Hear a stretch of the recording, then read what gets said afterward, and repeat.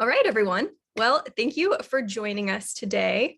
As you guys might know, my name is Melissa and I am from the Wooden Wick Co. And today we have the lovely treat of having Ashley Fothergill here joining us, who is a marketing expert by trade and the candle creator of Upside Goods Co. So I'm super excited to present the floor to her. She's going to be sharing a lot today about getting your candle lines and inventory in order and just her tips of the trade. So Ashley, I will go ahead and let you take the floor and we look forward to hearing about what you have to say. Wonderful. Well, thank you guys so much for being here. In my self-talk that I always have like in the middle of the night last night, because when else do you like solve the world's problems besides like 3 a.m.? I might be alone on that, but I was like, oh my God, no one's going to show up. So this is exciting.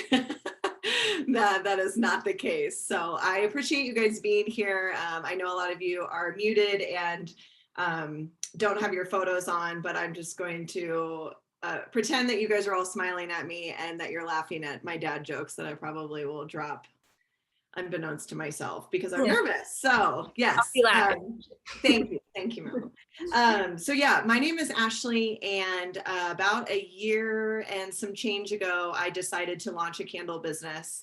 And it was really just like my COVID baby is what I call it at farmers markets whenever I meet people. And basically a little bit of background so you're just not like, who is this girl rambling on the screen?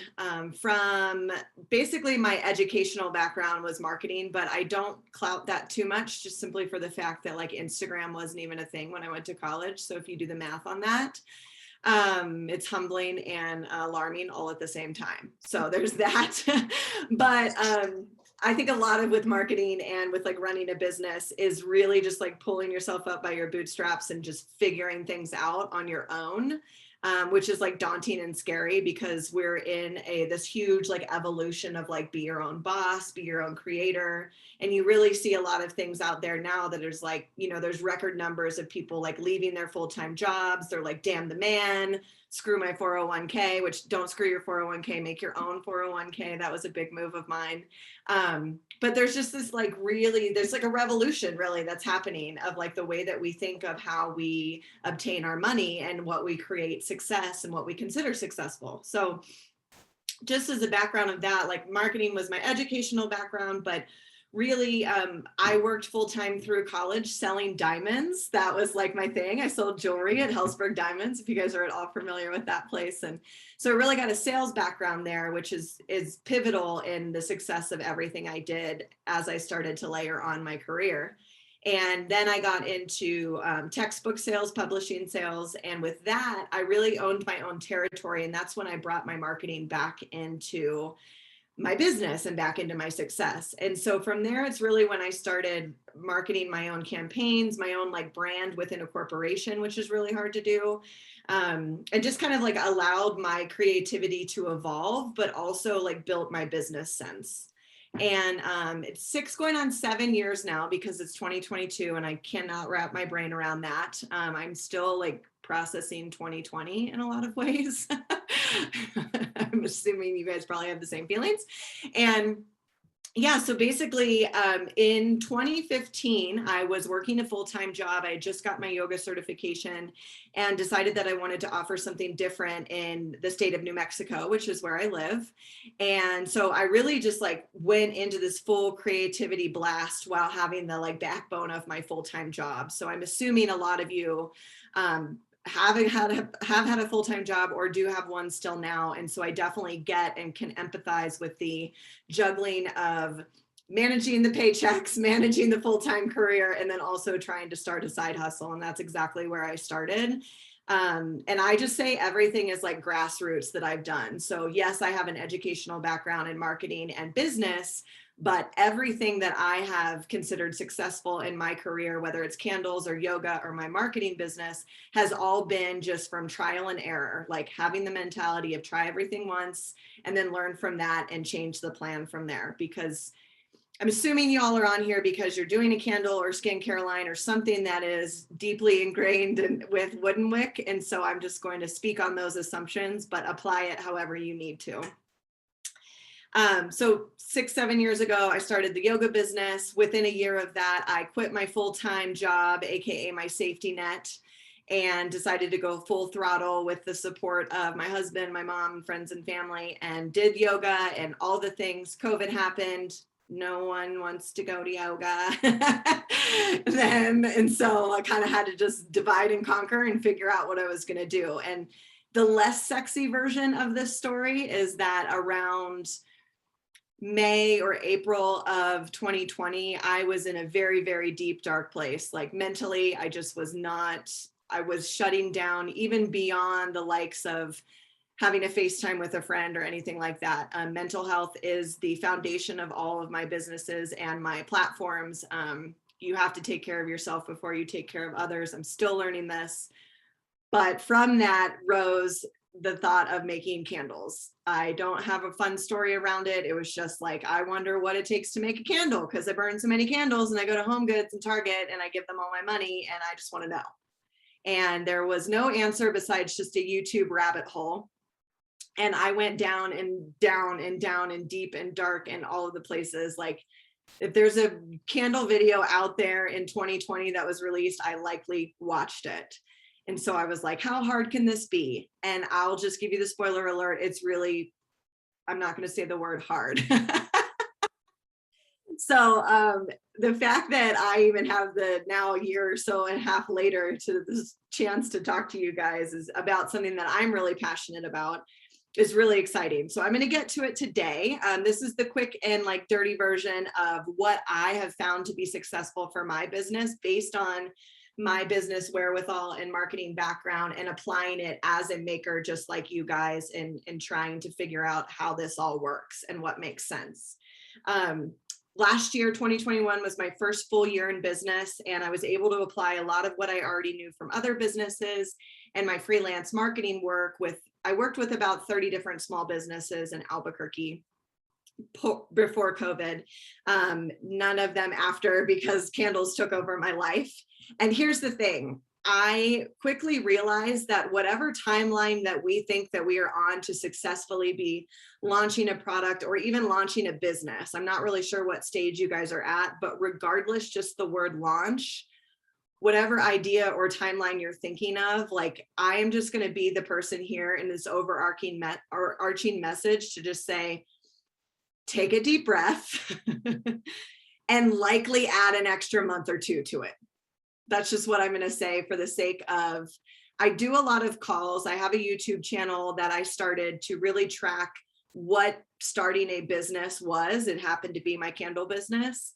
And I've taken everyone along with me for this ride, which it literally is full throttle ride of how to release and curate and have expectations and be a maker and be a wife and be a dog mom or all these things outside of the world. And I just put them in this little YouTube shell and I offer 30 for 30s. And I'm so excited because I'm seeing some familiar faces from those sessions.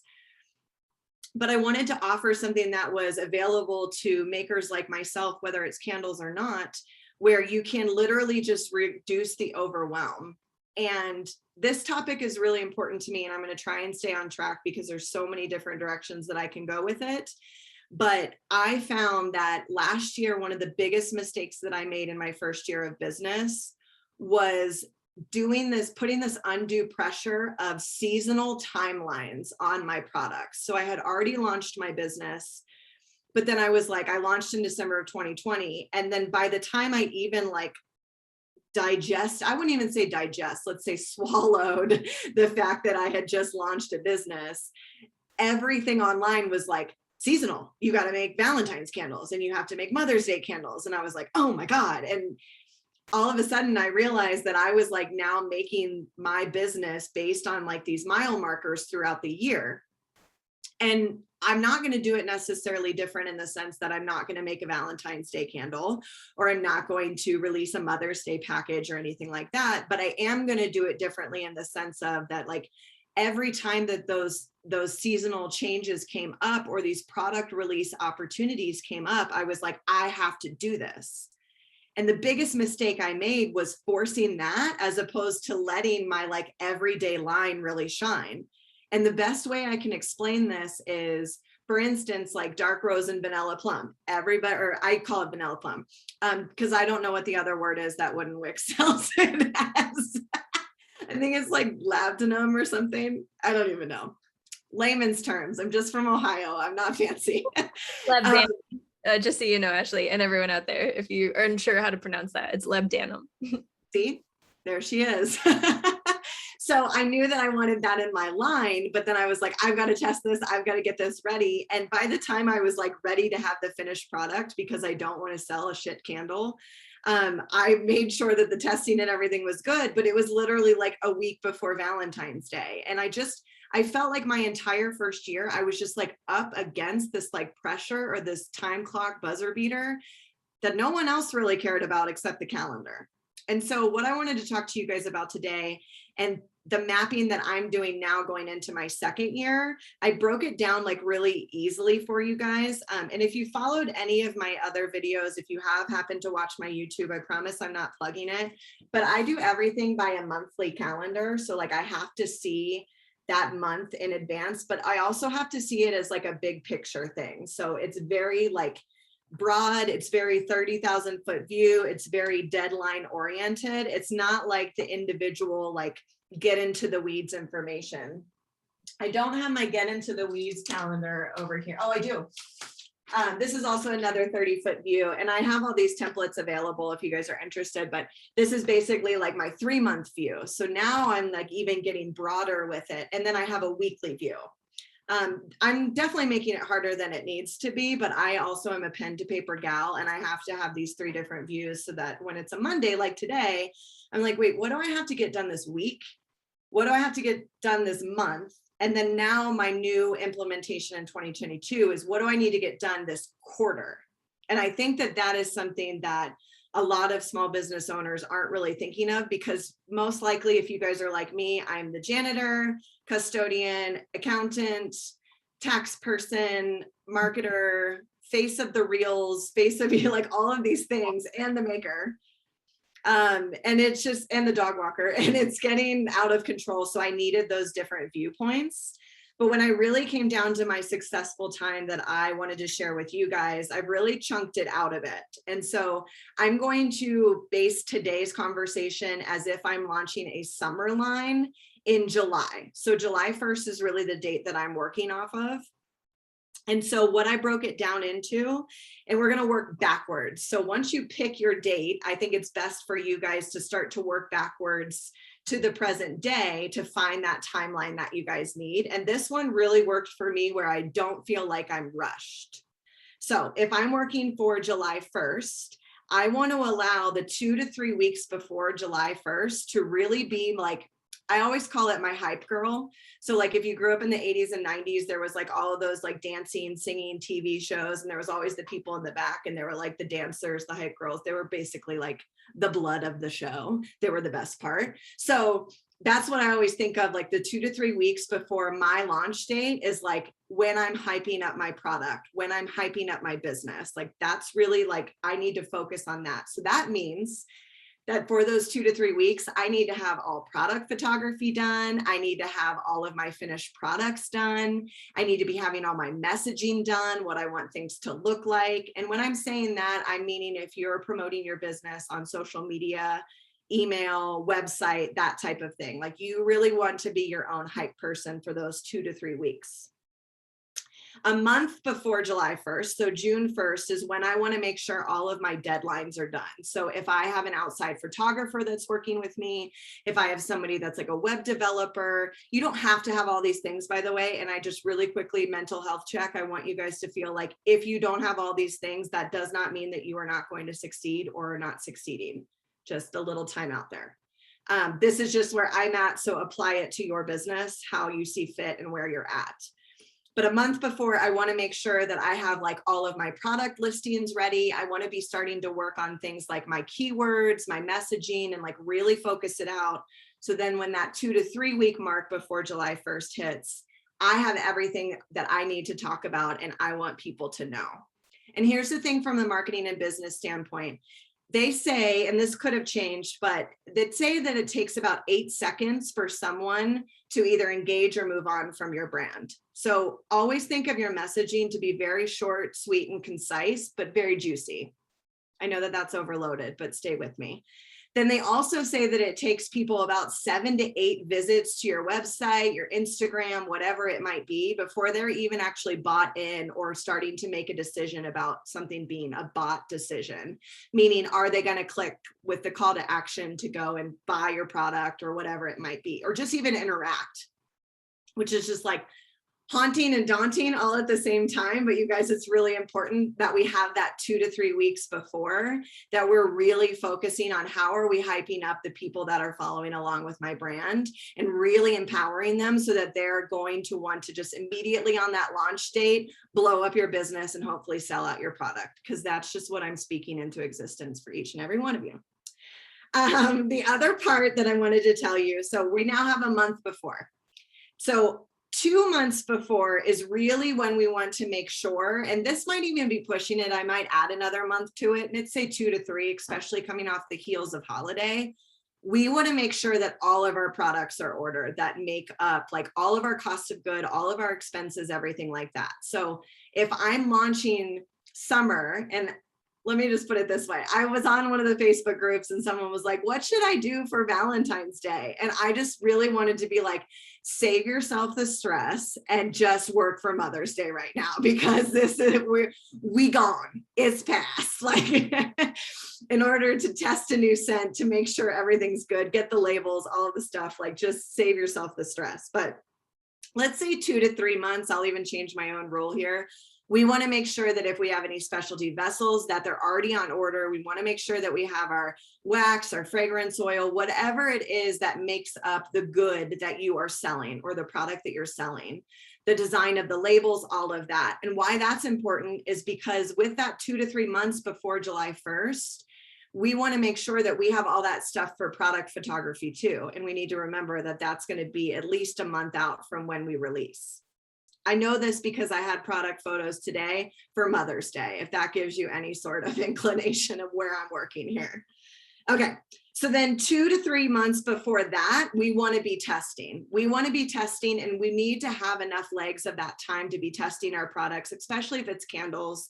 We know the literally the patience that it takes to make a candle.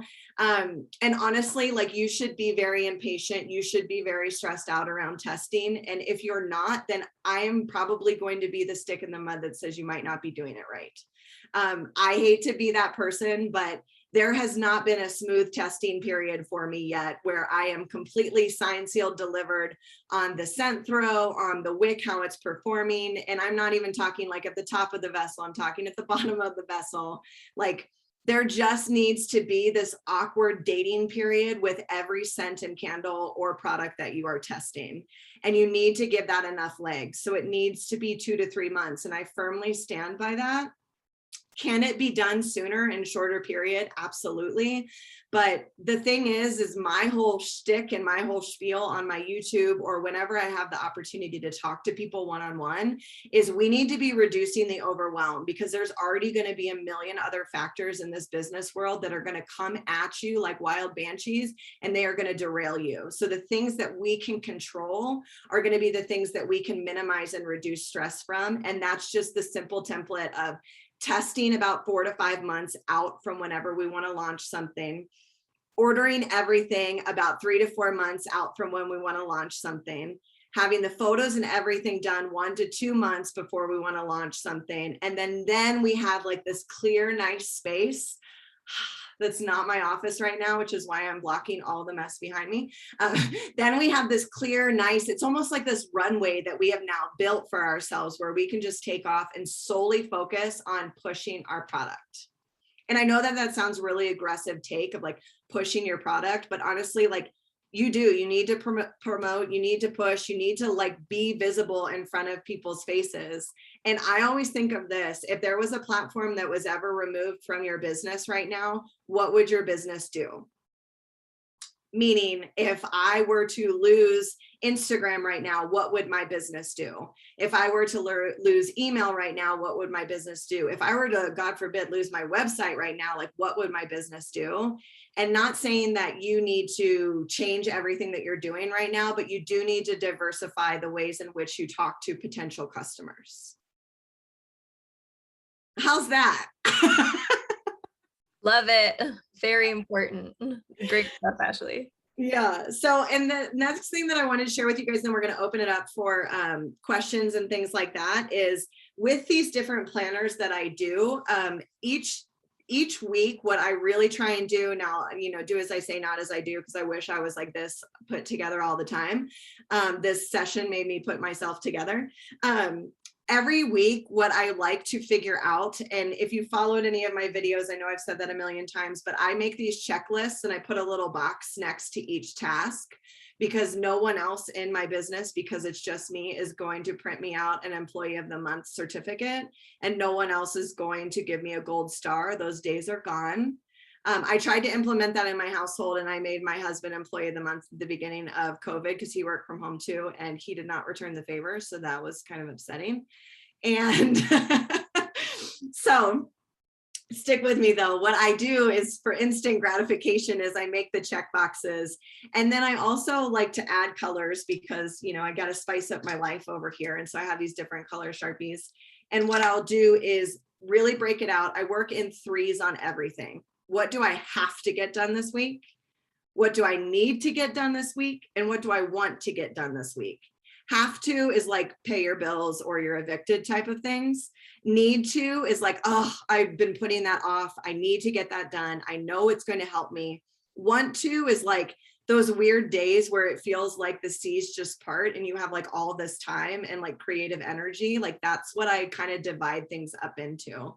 And I do that with every product launch. It's like, what do I have to get done? What do I need to get done? And what do I want to get done? And by the time that that list is done, like it's just a good day. I'm going to say that. So I hope that this helped you guys. I have way more that I can talk to about all of this. So you guys will know where to find me. I'm actually going to send in the chat right now my YouTube link. So if you guys want to connect with me there, that's a really good way for me to help as much as I can. Or if you want to schedule a 30 for 30, it's just 30 minutes, $30.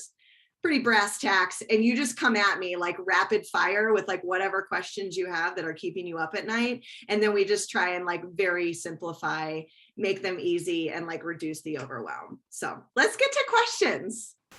Yay. Well, thank you so much, Ashley. That is great. And I'm super stoked for all the people who are going to probably have conversations with you offline here. Great stuff. So we will go ahead and open up the floor for questions. Let's see, the best way to do this probably is, I don't know if we just want to rapid fire with everyone coming off of mute, or if you guys want to drop them in the chat here. One question we can start with from the chat. And this is from, I apologize if I'm mispronouncing it, Pramila. And she said that she's currently in the testing phase, settled on a company name and logo, but has been asked, who do you want your target market to be? What kind of story do you want to tell? That's the hard part, figuring out something that sets you apart for others. So do you have any advice for her on that? Oh my gosh, this topic sets me absolutely on fire. So you guys, I'm going to use my hands a lot. I'm probably going to ramble. So just like stick with me. If Pramila's on the call, I would. I'm right here, and you said my name perfectly. Oh, never happens. I'm resurrecting myself from labdanum. Yeah. I've been spending so much time going back and forth. I changed my Instagram and the logo multiple times. Yeah. And I finally settled on this, and I'm talking to people that are already in business, and they're asking me questions that I don't know how to answer. Totally. So here's the thing. I'm going to give you brass tacks for the sake of time, but obviously, like if we need to take it offline, I absolutely will. This is a question I get asked more often than not. So here's the thing with your target market. Like you really, the thing that's the obvious question is like, well, why wouldn't I want to just sell a candle to everyone? That's usually what happens. Like, why would I want to narrow it down to a certain target market? And it's simply the thing. I mean, if we haven't seen divisiveness in our country in the last like 2 years, then I don't know, you're never going to please everyone. So why would you have the wasted energy on people who are just simply are never going to be converted to a candle lover, never going to be converted to something that is your style, your brand, your thing like that. So I think, Pramila, for you, what I would suggest is what brought you to even making a candle in the first place? So you don't have to answer that now, because again, that's like, we could talk for hours about this. But what I want you to do is internally think of, why was I even motivated to make a candle? Who do I picture in my mind if I close my eyes and I'm like at a farmer's market or something like that, coming up to my booth and like truly appreciating my candles? And it doesn't necessarily have to be like a female or this age or anything like that, which we're usually trained to decide as our target market. But it's more people that like, what is their lifestyle? Do they like a clean lifestyle? Are they cost conscientious? Like all of these different like deciding factors in the world is what will help you get to a nice target market and understand that. Now, in regards to your story, and when I asked you what made you want to make a candle in the first place, when you go internally and you start answering that question, that's going to be your story. That's going to be your why. That's going to be your deciding factors, because I hate to break anyone's little candle making or body care, skincare line making heart on this call. But what we're doing, and no offense to Wooden Wick, but probably all of us on here are using the same exact vessels and the same exact scents, and we're slapping some labels on them. The label's the first part that's going to be a difference maker, but we really need to be sharing our story, sharing the reason why we decided to make a candle in the first place, sharing anything that our candle could potentially solve out in the world. For me, it was just simply mental health. I was deep down depressed, and I knew that I'd like to light a candle because it made me feel a bit more in control of my day. So that was then now my why. That was now the target audience that I started to talk to. So it's almost kind of like an individual therapy session that you're going to need to have with yourself, Pramila, and anyone else listening, because you're just really going to have to go like deep in answering these questions that might seem silly on the outside, but they're going to give you a lot of information on how you map out your story, your brand, your line of candles. I think my story is somewhat similar to yours a little bit, but I mean, I was thinking of making a line of ethnic scented candles. That's one thing I can do, being from a foreign country. Yeah. So then my next question to you is, why would you want to make ethnic scented candles or whatever that line is? Then you need to go and answer that question, and then keep going. Everything that you have an idea, then ask yourself, why am I doing this? Answer that, and then likely you'll have to ask that question again and again and again. But I want to give everyone else time, Pramila. Thank you so much. Thank you. Okay, so we have just a few more here. So one of our makers works a 9 to 5 and is wondering how they can manage content creation and how they could go about getting help for something like that. Oh my goodness. Okay, again, like all these topics just light me on fire. So just I'm like sweating. This is so exciting. I love it, Ashley. You probably didn't even know that. Yeah. This is the thing. So I came from a freelance marketing background. So like I literally had people pay me money because they were just like, I don't have the creativity. I don't have the time. I need to be on Instagram. Like we know at the end of the day that we have to like play these social media games in order to get increased visibility. It's not going to be the signed, sealed, delivered, like Stevie Wonder style of your business. It's not going to happen, but you do have to kind of, I always use an analogy of like, it's kind of like whenever you were in high school and you made the team, but you never actually got to play, but you still had to like suit up, you had to be there on time, and you had to do those ridiculous stretches. Like that's kind of what social media is and what we have to do in order to engage and kind of like tickle the feathers of the algorithm. Here's the thing. I don't know the person's name that asked that, but the best thing you can do is sit down and make yourself do it. even if it's just an hour a week, 30 minutes, give me that. Hiring someone to go and be the voice of your business. And I'm assuming if you're on this call, you're at a similar level that I am. We're not the PF candle companies. We're not the, I don't want to be, but Yankee. We're not like at that level. And I think the hugest detriment that somebody can do for their brand and their voice is hire it to go to someone else just because they just are not that interested in doing it. I think as a business owner in this day and age, you just kind of have to sign up again to be the janitor, to be the candle maker, to be all these things. Maybe it's someone in your family that's really close to you and your story, and they can kind of be the face of it. But I'm kind of a hard line on that one. So I'm a little bad to answer. Maybe Melissa could give something else, but I just think at the end of the day, take that money and the overhead that you would spend, put it right back into just paying yourself an hour a week to do it. I'm sorry. I know you're not going to want to hear that. Yeah. And unfortunately, guys, I would echo that too. What Ashley's saying about the telling your brand story, there's really no one other than you being able to tell that authentic voice and authentic story about why you do, like, really put the heart and soul into it. And that's what people really resonate with, especially in this day and age. So I would echo that and recommend that you just take 25 to 30 minutes a day. If you only have 10 minutes, do it on your lunch break, do it before you go to bed.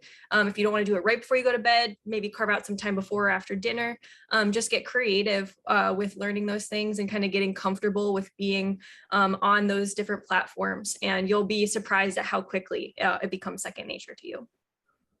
I promise it's like the most fun part of my job right now. Like, I know that I also am not shy. Clearly, you guys can probably pick that up, but it literally is a creative outlet for me that brings me joy. And I know that not everyone's wired like that, but I promise you, you have to give people something.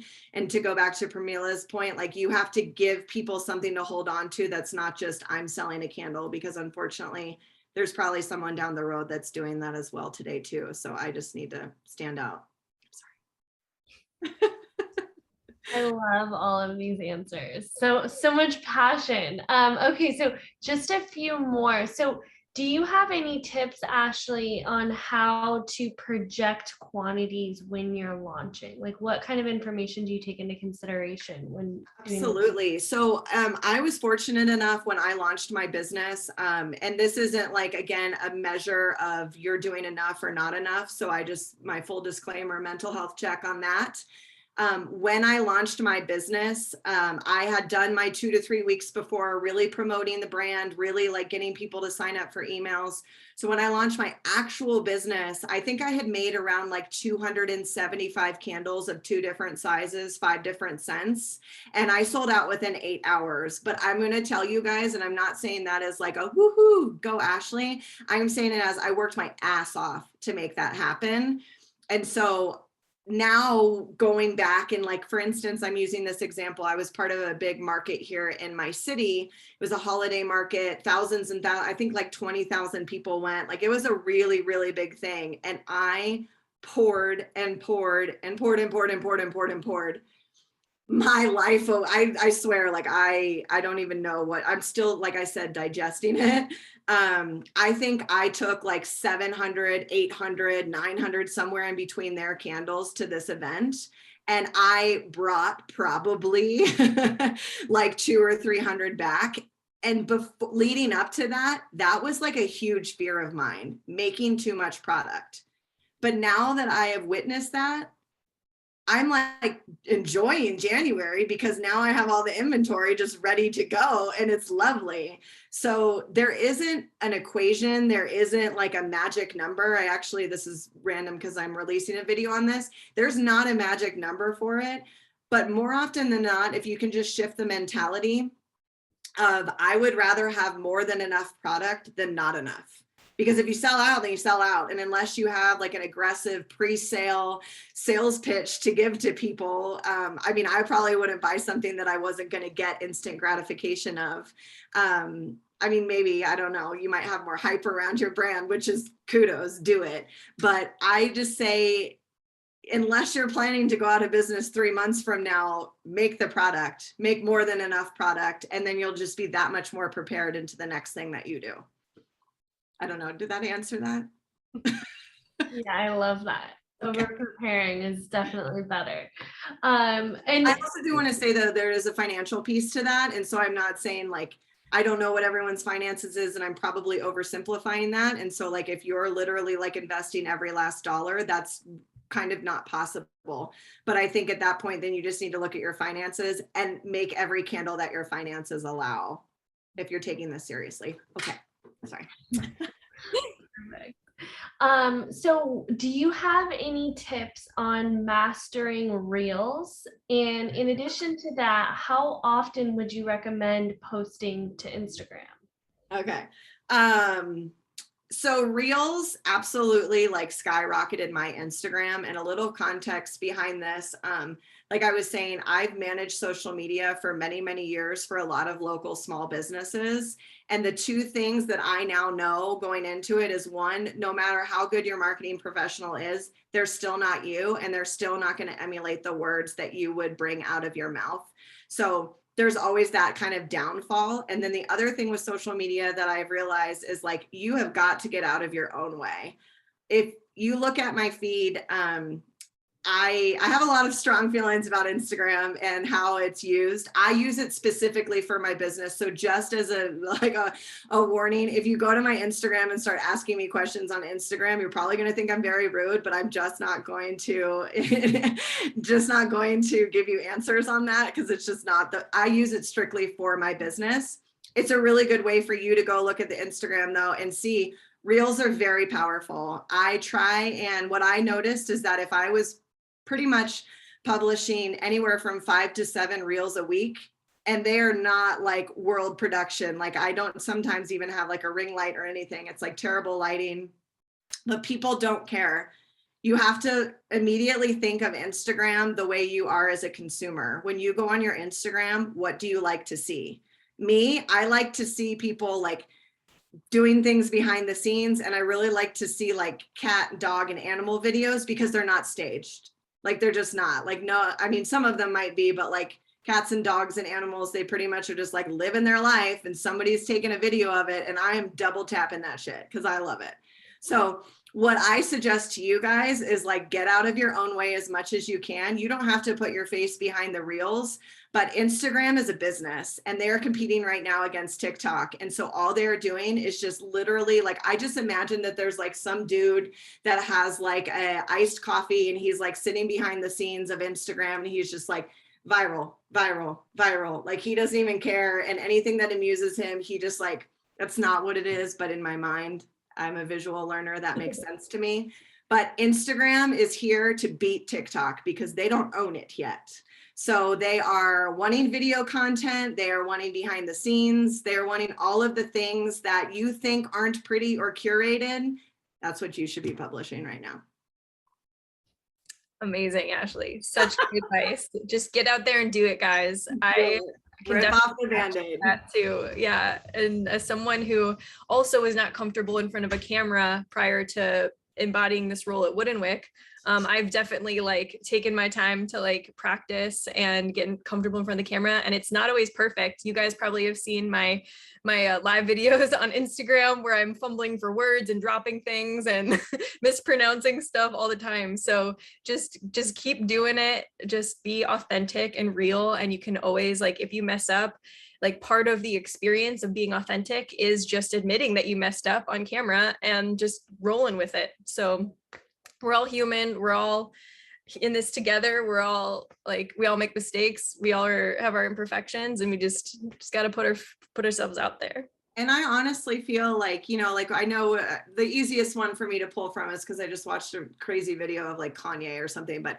like, I don't relate to Kim Kardashian. I'll watch her. I think it's interesting, but like, I relate more to the chick down the street that's talking about like the shitty day that she had. Like, and I'm not saying go on there and air your dirty laundry, but make it relatable. Like at the end of the day, that's your target audience. That's who you're talking to. So I don't know, just again, my visuals. It's great. I love it. I can like totally picture it in my head too. Yes. Well, what else do we have? We've got some time for a few more questions. Jess, do we have anything else to go through from the chat? So Karen is curious as to what website platform you started with and what was the easiest to set up payments on. Yeah, so most of the website platforms that are out there now, they all come with like a built-in processor, credit card processor, things like that. This is another thing too, that if you have the ability to really set up your own website, it's daunting, it's terrifying, it's stressful.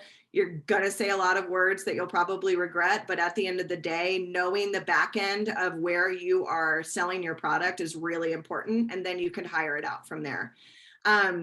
I personally use Shopify. I've used Wix, I've used Squarespace, I've used GoDaddy. I wouldn't recommend that just because it needs to go a lot farther. Buy your domain there, but don't do much else.